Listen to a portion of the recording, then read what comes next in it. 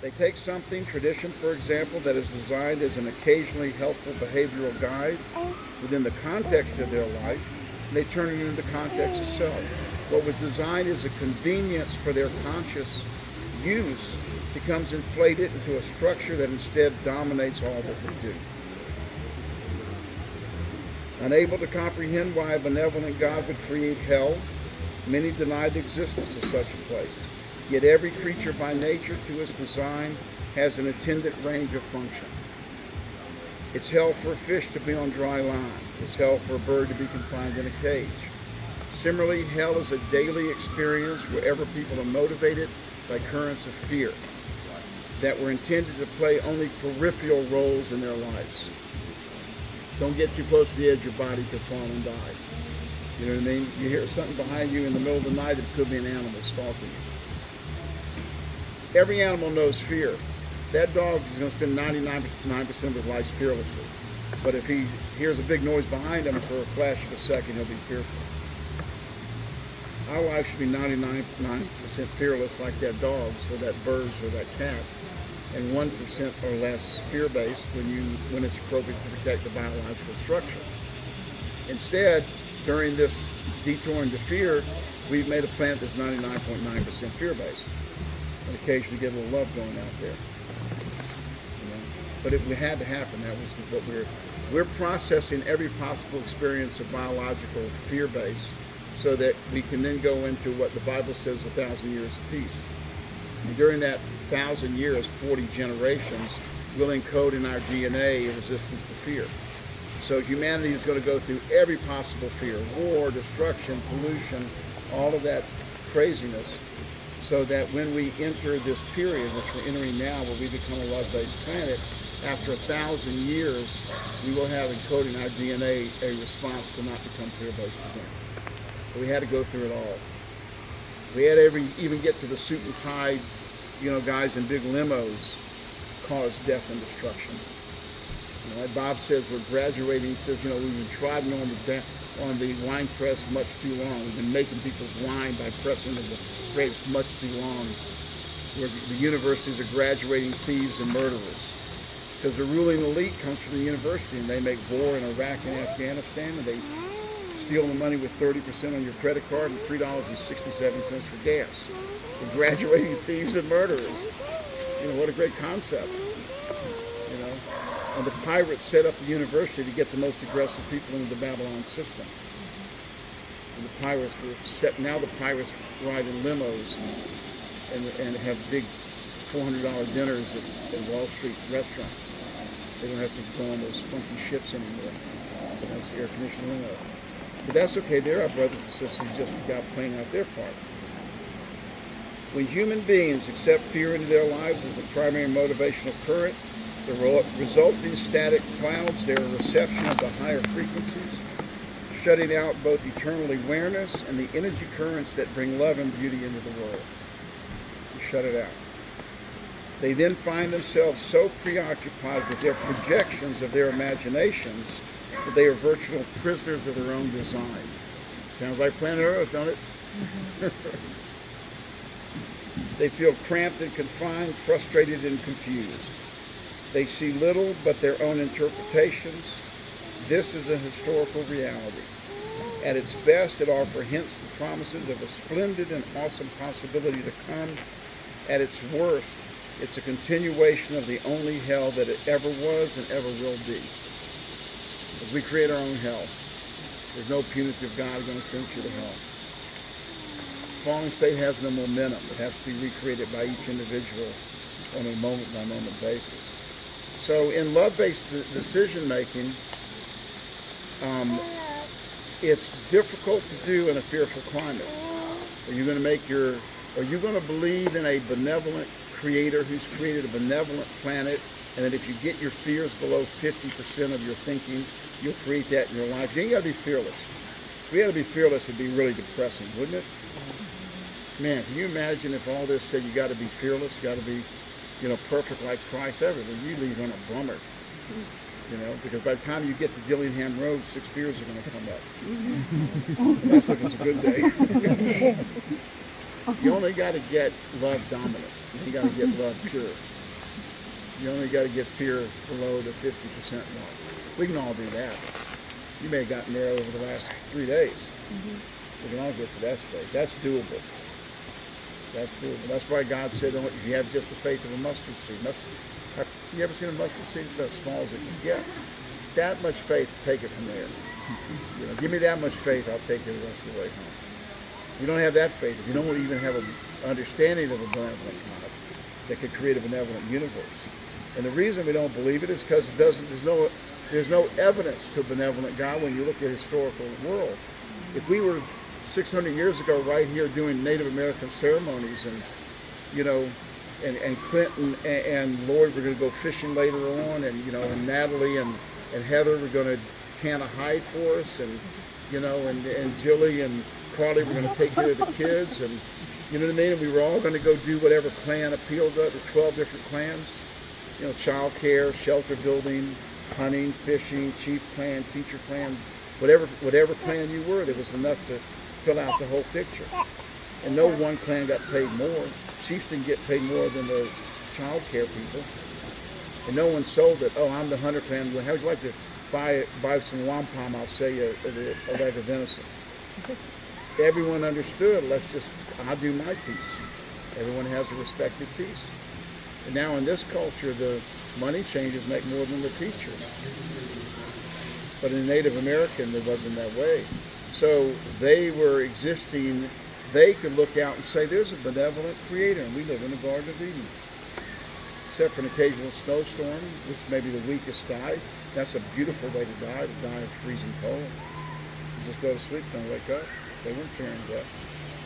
So if we were out here 600 years ago, and I imagine some of us were, I think you two were kind of floated in here. You look like you straight out of a Native American experience.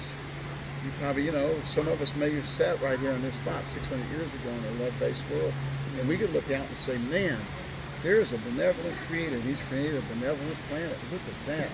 Mountains over there. And here comes my family coming back from fishing. And I think tonight we're going to have some drumming ceremonies. And somebody got a deer, so we're going to eat good tonight.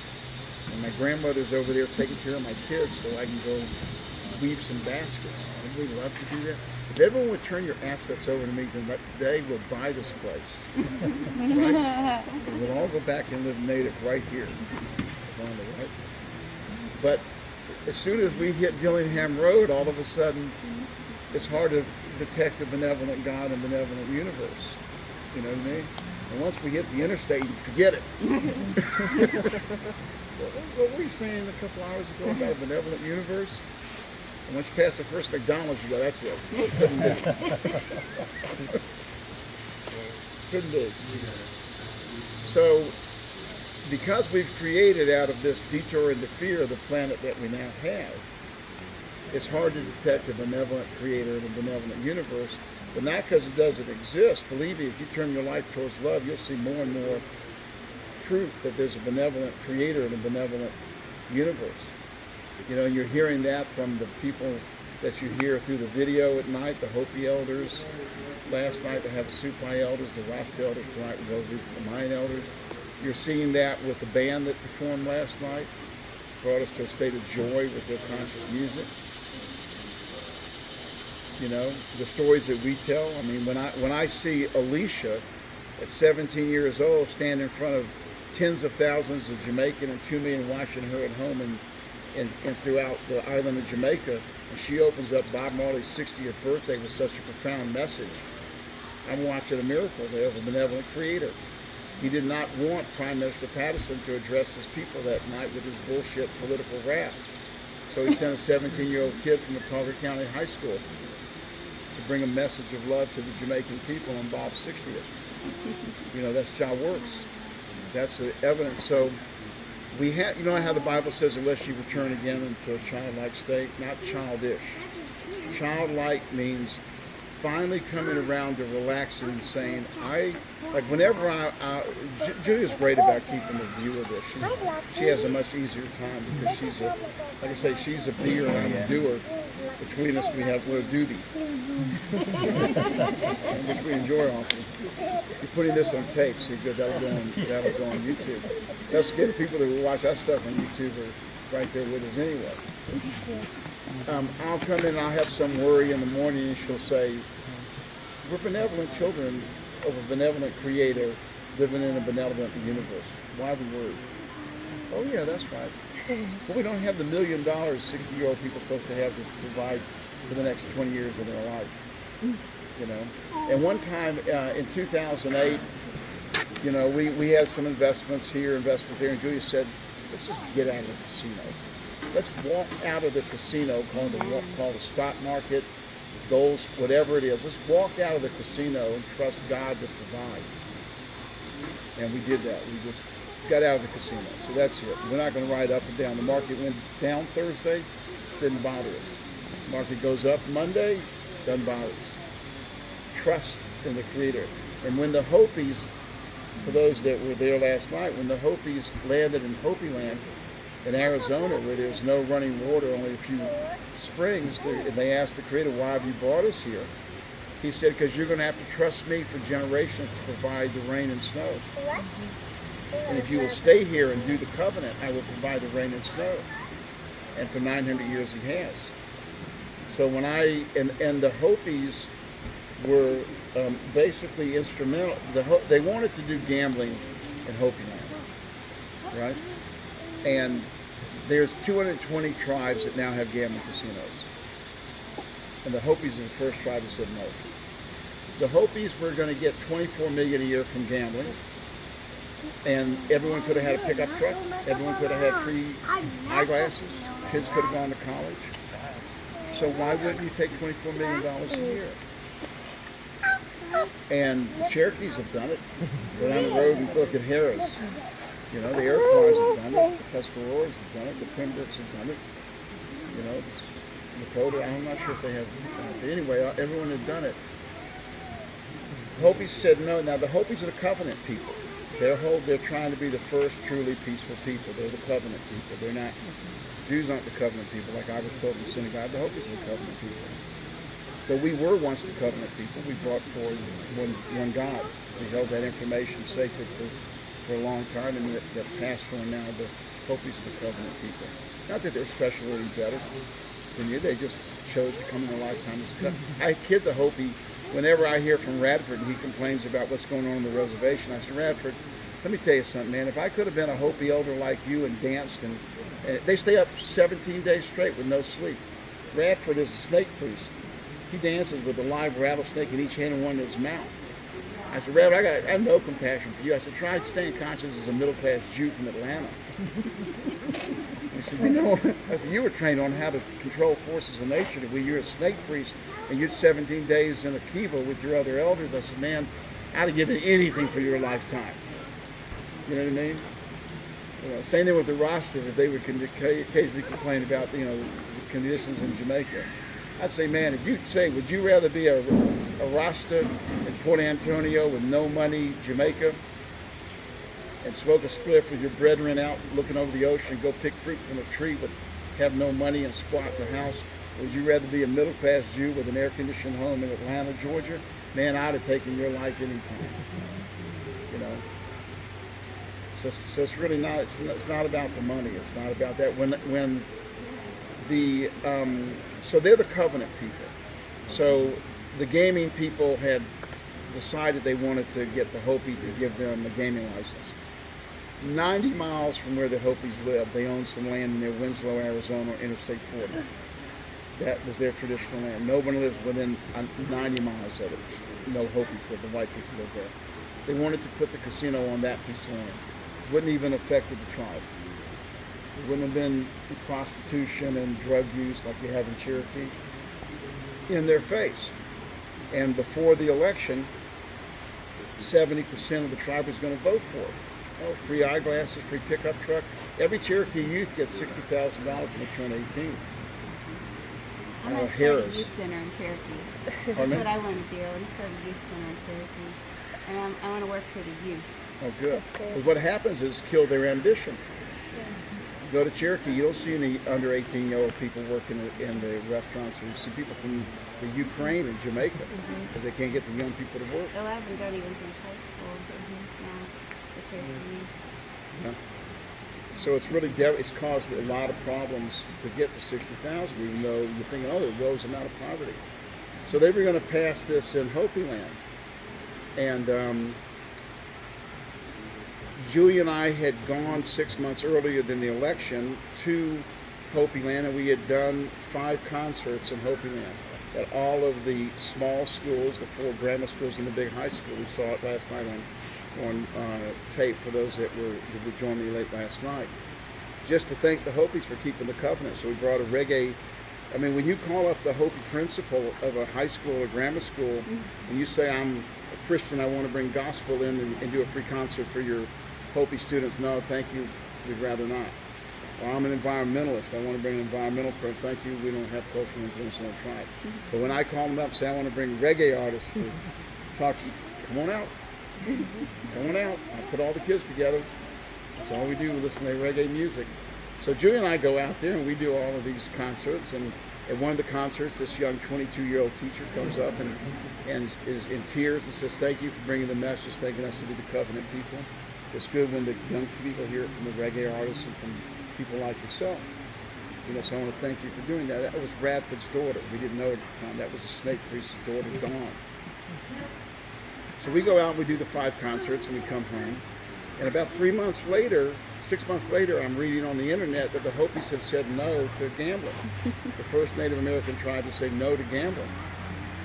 And when you read the article, it says that this 22-year-old second grade teacher, Dawn Kohumnawa, and her traditional elder father, Radford Kohumnawa, and their niece went the week before the election to all 12 villages. And when Radford shows up in a village, he's a spiritual elder of the tribe. So when the village finds out that Radford Kohumnawa, the traditional snake priest, wants to address the village, they come. You know, this man, when we're traveling with Radford in Hopi land and having dinner with him at the restaurant or something, you can sense the respect that this man's held by the other 12,000 Hopis. So it said that they went village to village and told people several things. We're the covenant people. We're the last holdout of wisdom on the planet, along with the Maoris, the Aborigines, the Kogis of Colombia. If we sell out to money interests, then the game is over. But the Hopis, doesn't matter if the Cherokees did it, doesn't matter if the Iroquois did it, doesn't matter if the Pembroke Indians did it, but if the Hopis do it, and they're going to build a big casino on Interstate 40, it's going to be called the Hopi Casino. Our message is to the world that we too took Babylon's money. The second thing they said is that it said trust the Creator. We are never to amass wealth. Trust every year the Creator to provide what we need. That shows we don't trust the Creator anymore to provide what we need. We have to. And the third thing they said is that we were told to never profit off another person's weakness. Remember, they have a village that's in ruins that long before the white man came, they gambled. The men of the village gambled their women in a foot race with the men from another village and lost. So they have this village called Abatabi that's now deserted, has been for hundreds of years, where they knew what gambling would do. They knew it. You see it? So these 3 people went village to village, and when the vote came out, it was 65% against the gambling. And they defeated the gambling initiative. And so I called up Dawn, and I said, Dawn, I don't know if you remember me, but we came out there with, Lions of Israel and Abidjan, went to your school, and she says, oh yeah, she says, you and your wife are why we did what we did. You were responsible for stopping the gambling on this reservation. I said, how's that? She said, well, when you guys came out here, you had such a big effect on the tribe. I thought, here's a couple without much resources and a couple of musicians, and look at what they did without much money or power or social status or anything. I thought, well, I can do the same thing. I don't have to be a ruler of my tribe. I don't have to have a lot of money. And so you encouraged me to try to do something myself. And everyone over 16, I think it is, or 12, I forget, in the tribe can vote in elections. And when you came and did the concert at the high school about the importance of us keeping our covenant, those high school kids went back and voted against the gambling and told their parents, you better vote against the gambling, and we've broken our covenant. And all those reggae artists and all that white couple was just out here telling us that the whole world is looking to Hopi to keep the covenant. And so she said, you know, you were actually instrumental in that, and my father, the snake priest, would like to meet with you and your wife, because we were writing the book, The Beauty Path, about Native Americans. And he said he would like to meet with you and share some stuff that the Hopi tribe has kept secret for years, which is the Beauty Path book, which I don't have here because we're almost out of that book. You can get it from me or get it online. And so we started a relationship with Radford, and then when the uranium leases were coming up and the Havasupai tribe 6 hours away at the bottom of the Grand Canyon, we helicoptered Dawn and Radford in to the bottom of the Grand Canyon, where they addressed their Havasupai cousins and said, look, we just said no to $24 million of gambling money. We're asking you to say no to the money they're offering you for uranium leases. Because if you say yes, you're going to get a new pickup truck. You're going to get, you know, a new air conditioner or whatever it is you want. But they're going to dig uranium up at the head of the canyon, and the trailings are going to pollute your whole village, and thousands of years of life is over here. You're done. You're cooked. And 3 weeks later, they elected a traditional council, and they stopped uranium leases. You know? So I remember that when I had my own fears. When Julia said, let's get out of the casino, I thought, yeah, if these people who have nothing out there in the desert, if you go to Hopi land, they closed the one grocery store. You got to go an hour and a half just to get groceries. I talked to one guy who moved to Phoenix. I said, and I saw him back to the reservation. I said, why'd you move to Phoenix? He said, I traded pizza for peace. Can't get a pizza at the Hopi reservation, little pizza joints. So I traded pizza for peace. You know? So I think they are a living proof that trust the Creator, make love-based decisions. Fears are going to come up. Oh my God, I got to do whatever because I need the money. Oh my God, I got to do whatever because the world's coming to a bizarre place or whatever. You know, and then I have to pull back from the fears, and if you need to, remember what the Hopis did, what the Havasupai do. You know, and say that I can make love-based decisions. Now you go back and you tell your friends and family this, and you go, now I'm not saying go in and quit your job. You all have to handle the bills in a responsible fashion. You can't be on a good spiritual path if your finances and material life is in chaos. If your clothes aren't washed, your house is in disarray, your teeth aren't brushed, the bills aren't paid. It's hard to keep conscious when all that's going on, so you've got to handle the physical plane responsibility.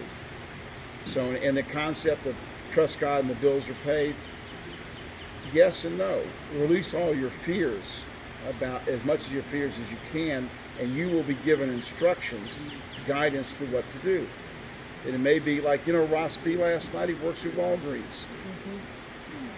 The Aldo Rosso on the bass that wrote all that music, he works at Walgreens. You know, and he's doing job works. He's getting his truck driver license. Who is? The drummer. The drummer's getting his truck driver's license. You know, so still got to pay the bills and brush your teeth and clean the dishes.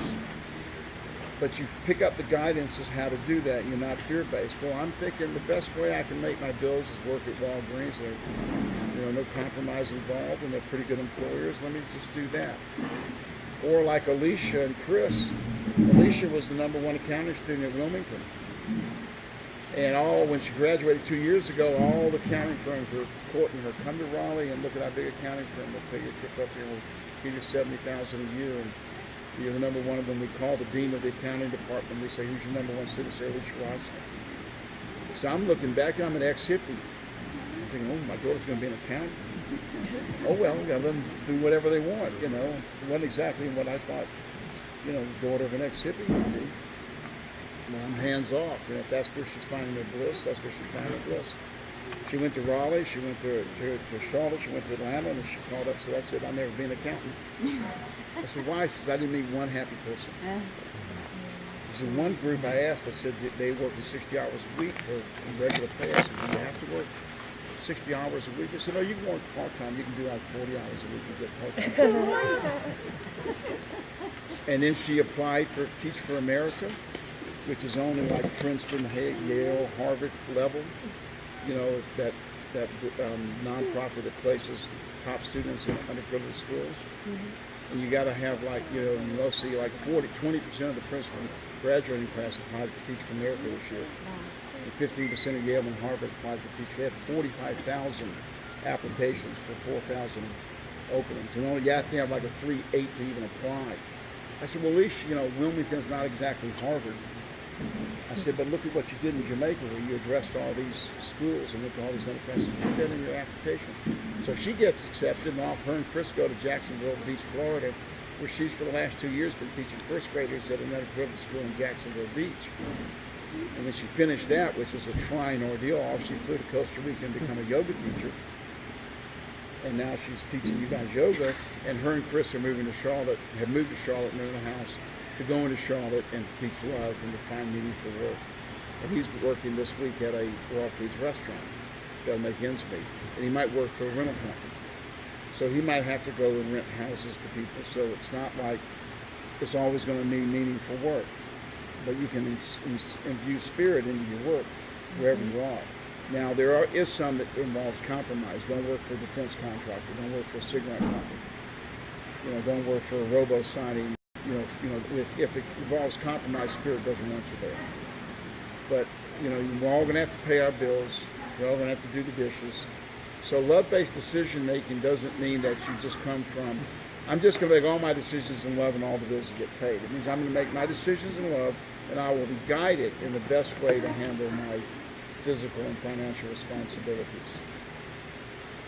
And the more you try it, the more you become convinced it works. You know. And let's see what time, it's almost 12. One last story, and then we'll take a break for lunch.